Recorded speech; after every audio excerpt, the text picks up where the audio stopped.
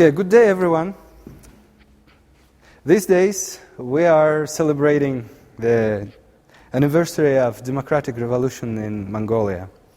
And honestly, I'm very proud to live in a democratic country. However, I believe sometimes we need to review what we believe, because somehow we lose the concentration and forget the actual meaning of what we are saying. And very often we hear now democratic this, democratic that, but really we need to think what democracy is.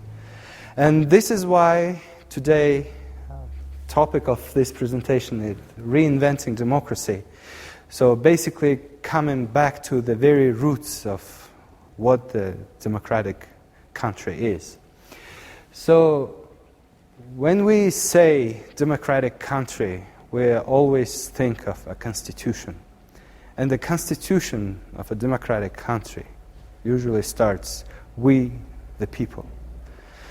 So it is time to think what actually that means, we the people of Mongolia.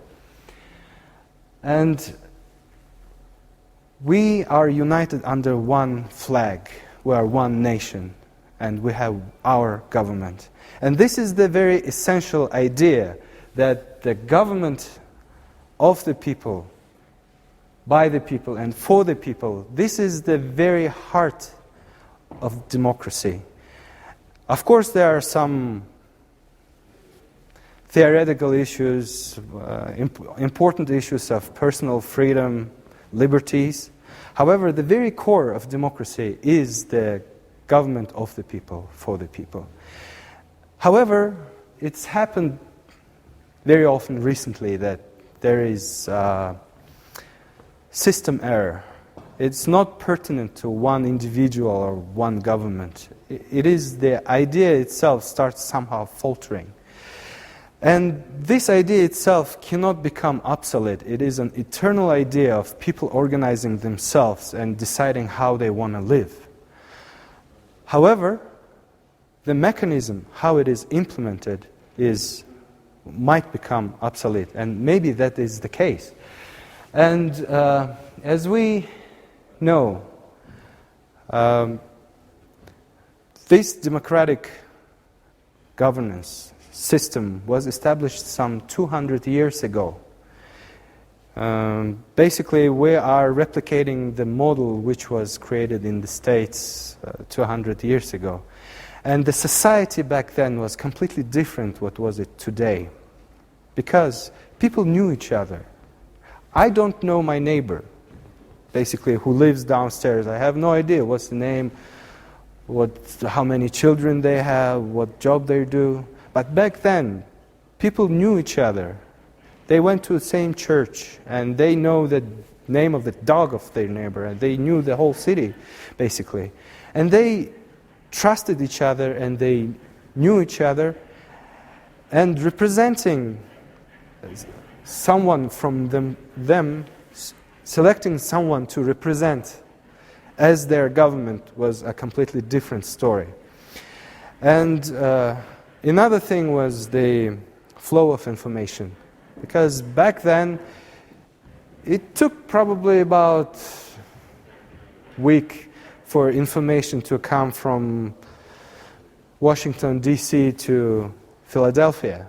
But today we have this abundance of information flowing, and it is not possible to verify all this information. And this inevitably leads us to the concept of social capital. Basically, this is a scientific index of measuring people's trust to each other. When people know and trust each other, they are like this bow and arrow.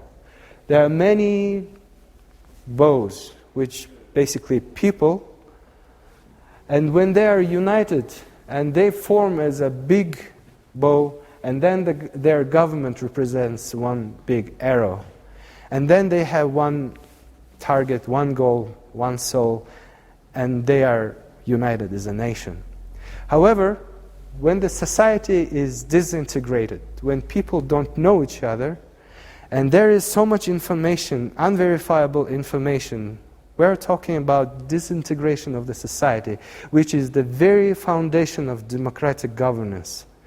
So that leads to the establishment of a political machine. The purpose of the political machine is not to destroy the democracy. It's just thing in itself. The purpose of the machine is to win the elections every time. Elections after elections, it needs to win. And how it is implemented is the very core of the political machine is the political establishment, which doesn't represent anyone but itself. It is political party or some fractions within the political party. It's not necessarily one political party. I'm talking about as a whole, the whole political system. It is detached from the people it's supposed to represent, but now it's using the democracy as the manipulative tools. So, which leads to another cog of the whole machine is the bigger one, which is the electorate.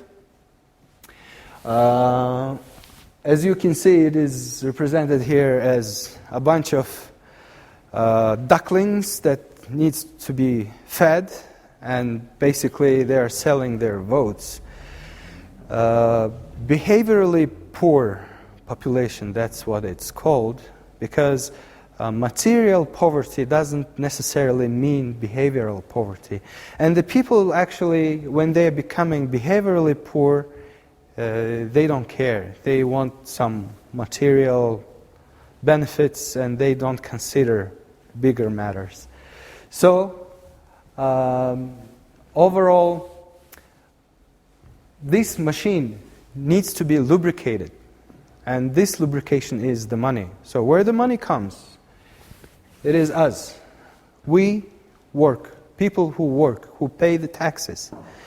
They contribute to the political machine, and their money is spent unwisely just to help the machine win the elections every time. So how do we solve this problem? Obviously, we need to replace this disintegrated society with some other means. And that is called re-anchoring. And solution is power to professionals. It really doesn't matter for professional community, where do I live? If I'm good at what I do, and I'm professionally recognized, I really don't depend territorially where do I live. I might live in Ulaanbaatar or in Darkhan or in New York or London. My peers will still know me. And then when the political analysis, policy analysis made by professionals, and they come with strict rules of conduct, and they actually analyze what's good for the country and what is bad. And they can actually force the government and cooperate with the government. All of a sudden, we have back our democracy, and we have the full right to say, we, the people of Mongolia. Thank you.